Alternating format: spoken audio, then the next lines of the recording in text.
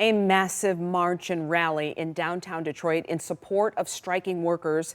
We've been covering this rally since it began around an hour and a half ago now.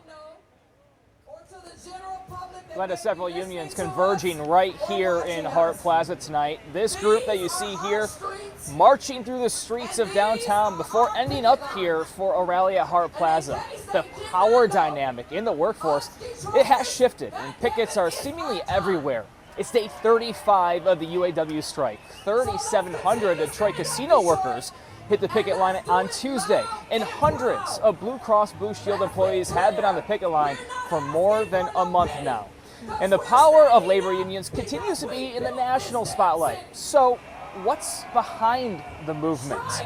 Wayne State University business professor Marick is joining us live.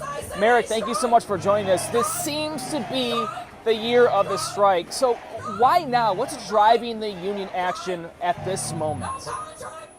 I think it's deep-rooted grievances which have compounded over time due to inequality in wages and a concern about the future economic security of these workers and their families, their children in particular. They're worried that the standard of living that they may leave behind will be substantially less, and that it is reduced for them compared to what their parents had. So when they look at the picture overall, they see one that is relatively bleak, and it's time for labor, because the circumstances are propitious, to reclaim what it's lost, and that requires taking bold action in the form of strikes. Well, Professor, what kind of leverage do workers feel that they have right now? And then on the flip side of that, what leverage do the companies have?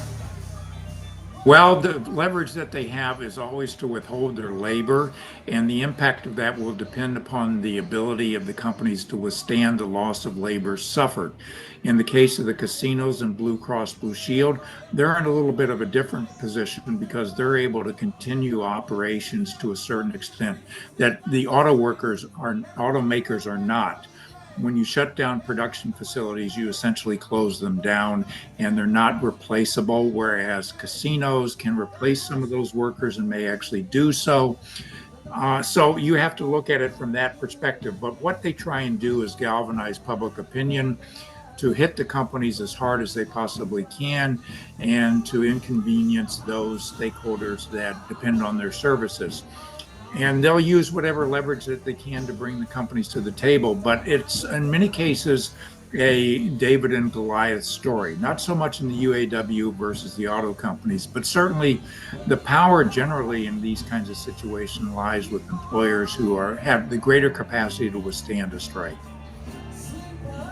All right, Marick Masters, business professor at Wayne State University. As always, Marick, we do really appreciate your insight and expertise. Thank you. Thank you for having me. Pleasure to be here. Thank you very much. Again, a huge show of support here at Hart Plaza tonight. The wind is picking up, so the crowd is starting to thin out, but hundreds joining a march and rally for workers' rights. For now, we are going to send things back to you, Glenda, in the studio. Yes, and Brian, a common theme, some of the intangibles like respect and appreciation. We see that playing out. Thank you so much for keeping us updated, partner.